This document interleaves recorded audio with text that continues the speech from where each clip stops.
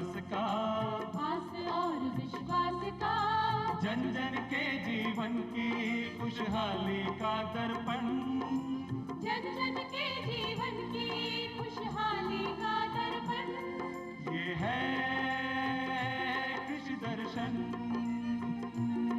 ये है कृषि दर्शन,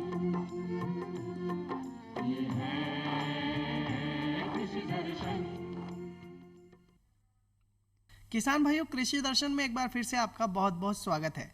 किसान भाइयों, आज आपको कार्यक्रम में बताएंगे कि आपको इस सप्ताह में कौन कौन से कृषि कार्य करने हैं और किन बातों का विशेष रूप से ध्यान रखना है। साथ ही आपको बताएंगे कि कुष्मांड कुल की सब्जियों के लेकर लिए आप खेत की तैयारी कैसे करें। जिस तरह से किसान भाइयों आपको पता है कि सोमवार को प्रसारित होने वाले इस लाइव कार्यक्रम में आप हमसे सीधे जुड़ते हैं और अपनी कृषि संबंधी समस्याओं का सीधे निराकरण हमारे कृषि विशेषज्ञ से प्राप्त करते हैं।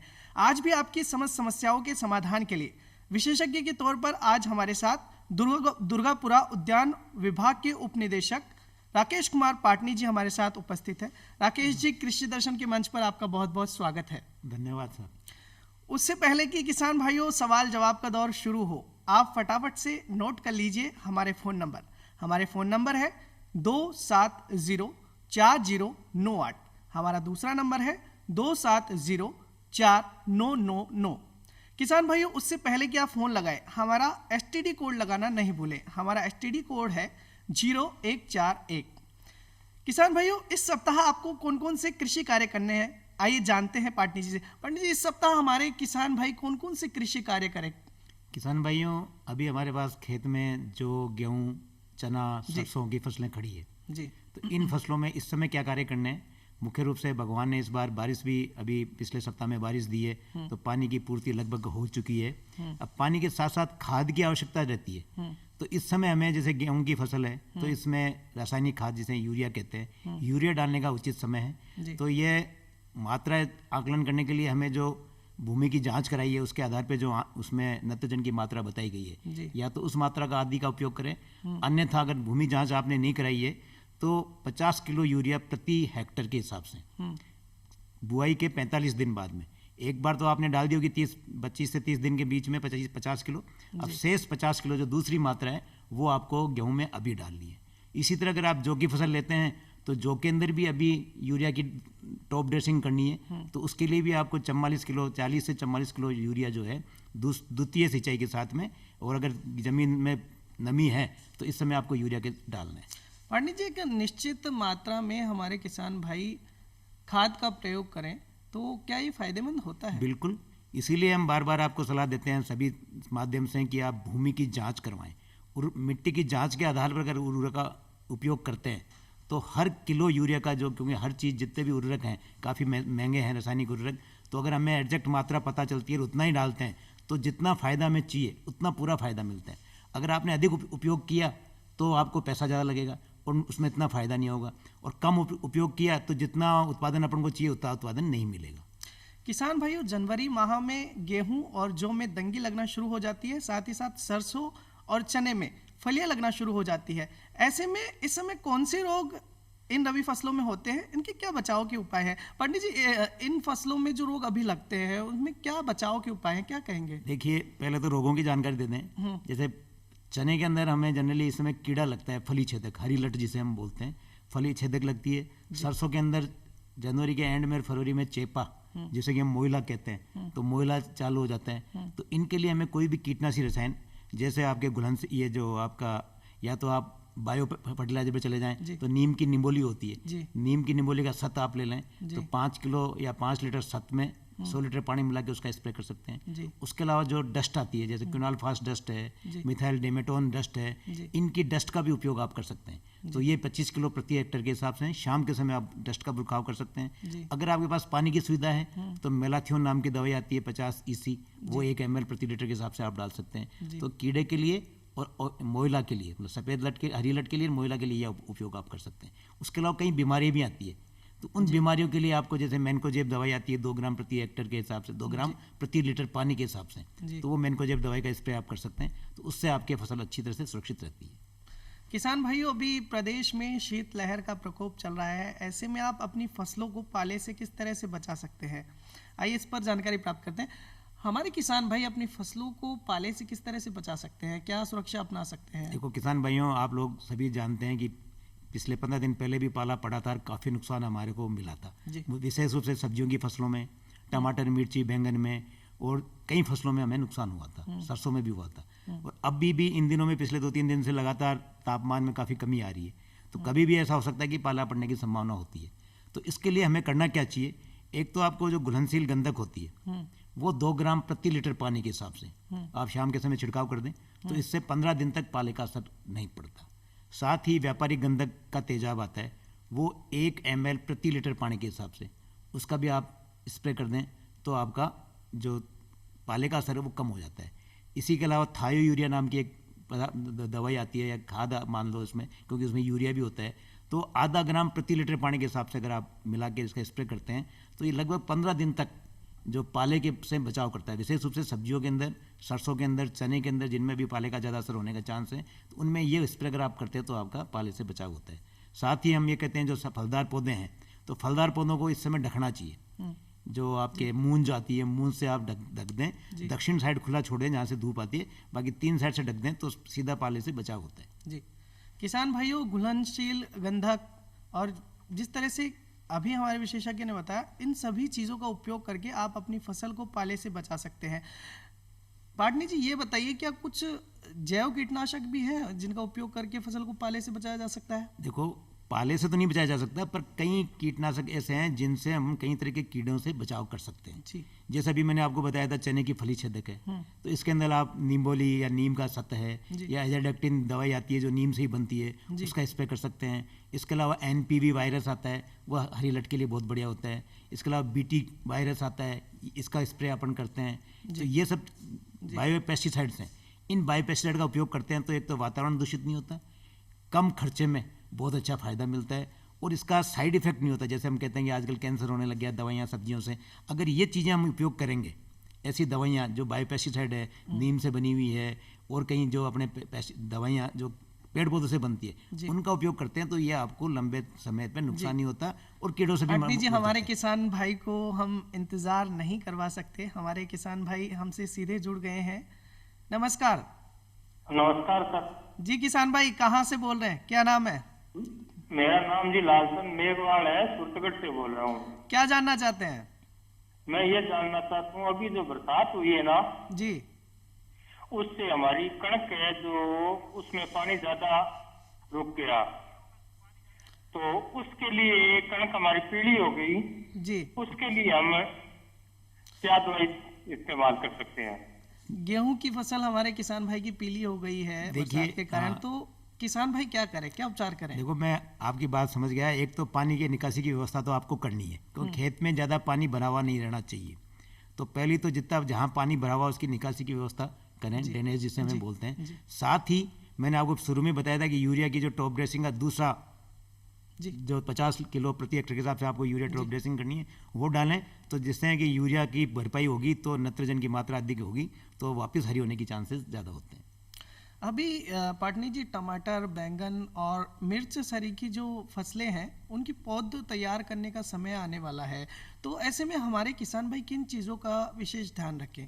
देखिए, बिल्कुल बहुत ही सामयिक प्रश्न है, क्योंकि अगला महीना जो फरवरी का शुरुआत है, उस समय हम टमाटर, मिर्च और बैंगन की पौध तैयार करना चालू कर देते हैं।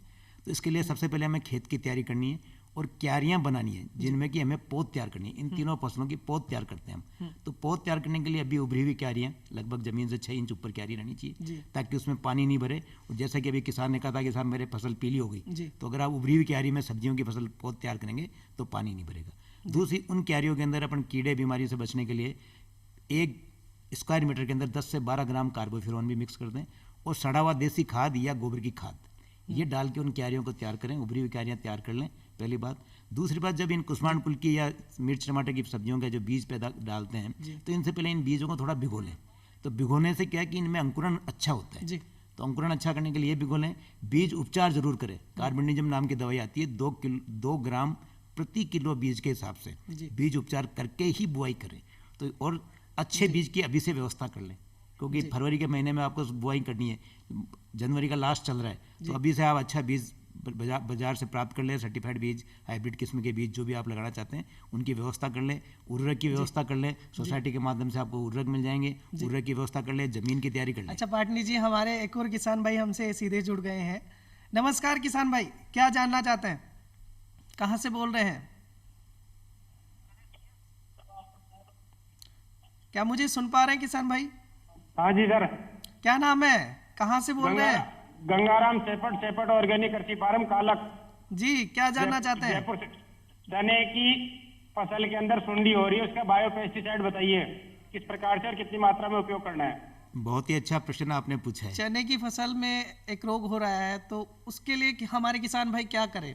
इन्होंने बताया है कि साहब चने की फसल में फली छेदक जो आपने शुरुआत में पूछा था कि वो हो रहा है, तो इसके लिए या तो नीम की निबोली जी, इसका सत बना लें आप। तो ये सत जो है 5% सत, यानी 100 लीटर पानी के अंदर आपको 5 लीटर दवाई डालनी है और उसका स्प्रे करें, तो उससे क्या है, ये बायोपेस्टिसाइड भी है। उसके अलावा जो बहुत सारे मैंने आपको बताया था शुरुआत में, एनपीवी आता है, ये 1 लीटर 250 एलई का एनपीवी आता है, ये 1 लीटर प्रति हेक्टेयर के हिसाब से आप एनपीवी का स्प्रे कर सकते हैं। बीटी जो आता है इसका उपयोग आप कर सकते हैं। तो ये बायोपेस्टिसाइड्स हैं जिनका उपयोग अगर आप करते हैं तो चने की फसल में आपको लट से फायदा मिलता है। और इसमें क्या है कि इसका 15 दिन के बाद अगर लट नहीं खत्म होती है तो 15 दिन के बाद में दोबारा रिपीट करनी चाहिए। नीम के लिए तो आपको एजार्डेक्टिन नाम की दवाई भी आती है जो आपके 300 ppm की या 1500 ppm की आती है। 300 ppm की दवाई लेते हैं तो 5 ml प्रति लीटर के हिसाब से, और 1500 ppm की दवाई लेते हैं तो 1 ml प्रति लीटर के हिसाब से आप स्प्रे कर सकते हैं। जी किसान भाइयों, अभी कुष्मांड कुल की जो सब्जियां हैं उनकी पौध तैयार करने का समय चल रहा है, तो ऐसे में हमारे किसान भाई पाटनी जी क्या करें, किन चीज़ों का विशेष ध्यान रखें, कैसे बीजोपचार करें, कैसे पौध तैयार करें? किसान भाइयों, जैसे कि टमाटर मिर्च है, इसी तरह से कुष्मांड कुल की सब्जियों का बुआई का समय भी फरवरी के प्रथम वीक से चालू हो जाता है। जैसे ही तापमान बढ़ता है इनकी बुआई हम शुरू कर देते हैं। तो इसके लिए सबसे पहले हमें खेत की तैयारी करनी है। खेत में आपको अच्छा सड़ा हुआ खाद, कम से कम 15 से 20 मेट्रिक टन सड़ा हुआ खाद डालना है। 80 किलो के आसपास आपको नाइट्रोजन का उपयोग करना है, 50 किलो फास्फोरस और 50 किलो पोटास। ये बुआई के पूर्व ज़मीन की तैयारी करते समय आपको ज़मीन में डालना है। एक बार जब आपकी ज़मीन तैयार हो जाती है, ज़मीन तैयार होने के बाद में अब आपको बीज की, जैसे मैंने बताया, बीज क्रय करना है, अच्छी किस्म का बीज आपको लेना है। और बीज का जब भी बीज की बुआई करनी है उससे पहले बीज उपचार जरूर करना है। इन फसलों में क्या होता है, क्योंकि उस समय थोड़ा सर्दी का मौसम रहता है तो फुटान मतलब अंकुरन अच्छा नहीं होता, तो अंकुरन बढ़ाने के लिए इन बीजों को आपको पहले 24 घंटे पानी में भिगोना है। उसके बाद में अगले 24 घंटे आपको गीले टाट में रखना है। तो उससे क्या है कि उनमें अंकुरन की क्षमता एकदम बढ़ जाती है। उसके बाद जैसे ही आप ज़मीन में लगाएंगे तो 5 से 7 दिन के अंदर इसमें अंकुरन हो जाएगा। तो अंकुरन के लिए बीज उपचार का, अच्छी किस्म का बीज और खाद की व्यवस्था, ये सब करके उसके बाद में आपको पूरी तैयारी के साथ ही कुकर बीट्स या जो कुष्मांड कुल की सब्जियाँ उनकी उपाय करना है। किसान भाइयों, पाटनी जी ने हमें बीजोपचार के महत्व के बारे में बताया कि हम किसी भी फसल की अच्छी पैदावार के लिए यदि बीजोपचार करेंगे सही तरीके से तो फसल की पैदावार अच्छी प्राप्त होगी। तो पाटनी जी, बीजोपचार का जिस तरह से आपने महत्व बताया, तो किस तरह से हमारे किसान भाई भविष्य में बीजोपचार करते रहें और इसकी क्या महत्वता है? बीज उपचार का मतलब हो गया जैसे हम बच्चों के टीका लगाते हैं, आपने पोलियो का टीका लगा दिया, पोलियो नहीं होगा। इसी तरह अगर आपने बीज उपचार कर दिया तो आगे वो बीमारी नहीं होगी। तो अभी आपके 2 रुपए में काम होता है, बाद में वही काम 100 रुपए में होगा। तो सबसे बड़ा महत्व होता है कि 2 रुपए का काम को 100 रुपए में क्यों करें, तो हमें अभी बीज उपचार करना चाहिए। सभी फसलों को बीज उपचार के साथ ही बुआई करनी चाहिए, बिना बीज उपचार के आप नहीं करनी चाहिए। बीज उपचार कैसे करें, तो इसके लिए आपके 3 तरह के नियम होता है। FIR हम बोलते हैं कि सबसे पहले जो फंगस बीमारियां होती है, फफूंदासी बीमारियां, उनकी बीमारियों के लिए आप बीज उपचार करें। उसके बाद में आप कीड़े जो होते हैं, कीड़े इंसेक्ट बोलते हैं हमें, उनके लिए बीज उपचार करें। और सबसे लास्ट में आप राइजोबियम कल्चर या जो कल्चर होता है जिनसे कि उर्वरक की क्षमता बढ़ती है। जैसे आप राइजोबियम लेते हैं तो नाइट्रोजन की बचत होती है, PS भी लेते हैं तो फास्फोरस की बचत होती है। तो इनका उपयोग करें। तो जैसे हम FIR बोलते हैं, फंजीसाइड, इंसेक्टिसाइड और राइजोबियम कल्चर, तो इनका एक क्रम में अगर आप बीज उपचार करते हैं और उसके बाद बुआई करते हैं तो आपका उत्पादन में भी अच्छा होता है, कीड़े बीमारियों से बचत भी हो जाती है। किसान भाइयों, अभी हमारे कई किसान भाई सोलर पैनल अपने यहाँ लगाकर कई तरह से लाभ प्राप्त कर रहे हैं। सोलर पैनल से जुड़ी PM कुसुम योजना है, उसके बारे में आपको जानकारी देने के लिए हम पाटनी साहब से जानना चाहेंगे कि PM कुसुम योजना का लाभ कैसे हमारे किसान भाई प्राप्त कर सकते हैं, संक्षेप में बताइए। किसान भाइयों, PM कुसुम का मतलब है प्रधानमंत्री सोलर योजना। जी, तो सोलर जो योजना है इसमें किसान भाइयों को 3 HP, 5 HP, 7.5 HP का अगर सोलर पैनल लगा के कुएं पे पंप सेट पे लगाते हैं जी तो उस पर 60% तक अनुदान भारत सरकार और राज्य सरकार के द्वारा दिया जा रहा है। जी तो इनमें क्या है कि उन कृषकों को, इसमें 3 कंपोनेंट है, कंपोनेंट A, B, C। उद्यान विभाग के माध्यम से कंपोनेंट B संचालित होता है, जिसमें जिन किसानों के यहाँ बिजली का कनेक्शन नहीं है, जी अगर बिजली का कनेक्शन नहीं है, बिजली की लाइन नहीं जा रही है आपके यहाँ से, तो आप सोलर पैनल के लिए ऑनलाइन ई मित्र के माध्यम से अप्लाई कर सकते हैं। अप्लाई करने पर जब भी आपका प्रायोरिटी में नंबर आएगा तो आपको जो भी नोटिफाइड डीलर्स हैं, जी अपने मैन्युफैक्चरर्स हैं, जी। उनके यहाँ से आपको सोलर पैनल आपको लगानी है।